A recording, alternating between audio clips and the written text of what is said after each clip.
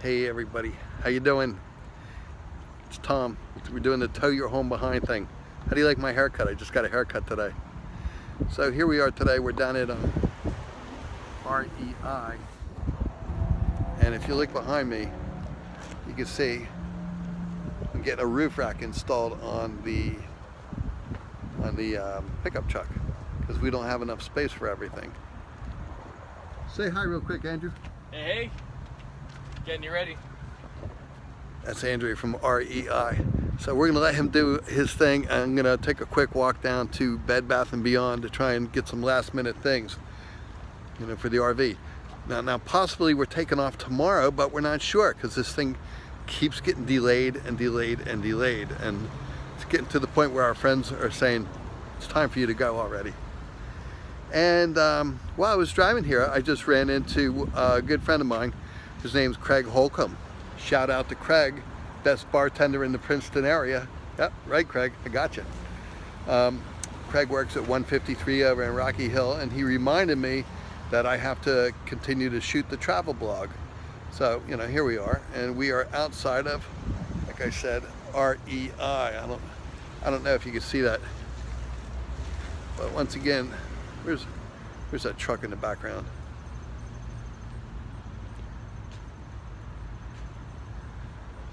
That's Andrew, he's working on the truck. Anyway, we had thought about doing something out in the Pacific Northwest, and we had some jobs lined up, doing some work camping jobs. We were gonna go all the way up to Port Angeles, which is on the northwest tip of the United States. Really cool setup up there. And all we had to do was we were gonna work 3 days on, 3 days off, at the Crescent Beach RV Park. And Crescent Beach RV Park is a half-mile stretch of beach where people surf, and it's on the upper northwest coast of the state of Washington. And you can look across from there and you can see Vancouver Island, and it's just so picturesque. It's absolutely beautiful. And we balked at doing that because it's 3,000 miles away, and we decided that might be a little bit far. So we're at the point, I should backtrack a little bit. We got a renter for the house, and we've rented the house for 2 years. Okay, we thought, one, that's not really a commitment to going out and having a travel adventure and having fun, but 2 years, 2 years is kind of substantial. And let me get these roses in the background because they look really nice. A little slice there. 2 years, you're going to do a lot of stuff. And so, while Washington sounded very adventurous and very fun, we're opting to stay for season 1 on the the East Coast. And we have something set up at Rutledge Lake RV Park.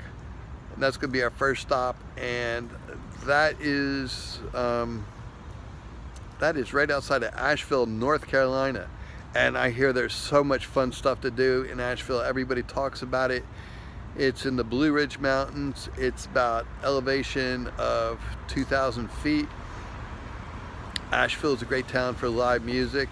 You can play some guitar there, right? And they got a great restaurant scene too. So that should be good for me.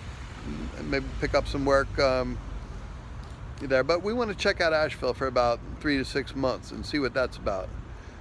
But now you got Hurricane Florence just rolled into town, and that was a nightmare for North Carolina. So that might have to go on hold. Okay. So this is where we are. I'm going to stop this right now. I'm going to stop this video because I got to go run some errands.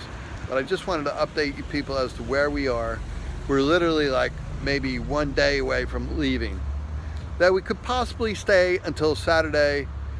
Right now we're living in the RV. It's in our driveway. We can't live in the house because our tenant is living there, who is a super guy named Jerry. He's just tops. We're really happy with the living situation we got set up.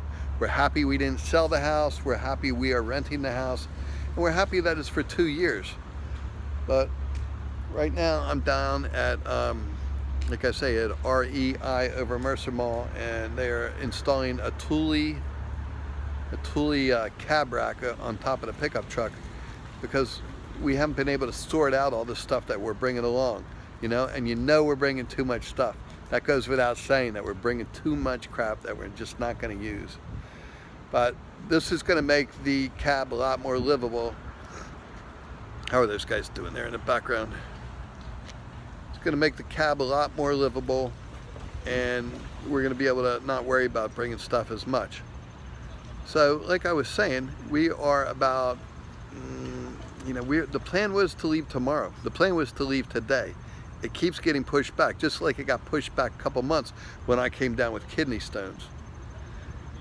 But Heather kind of is thinking maybe we should wait till Saturday, because my brother Eric and his lovely wife Lizzie, they do a Autumn Fest party for the Chinese New Year every year, and the whole family gets together, and it's a really good time. So we were thinking maybe we'll stay for that. But we didn't want to leave today because the weather was bad. We were ill prepared for it, and now at the last minute we're getting this roof rack here from our friends at REI. Once again, plug to REI. So yeah, maybe we'll stay till Saturday. You know, why start early if we're not ready? You know, I gotta make sure I get enough guitars in that thing. Let's go over a quick detail. I'm bringing my two main two-hand guitar axes, my Steinberger, my black Steinberger and my red Steinberger.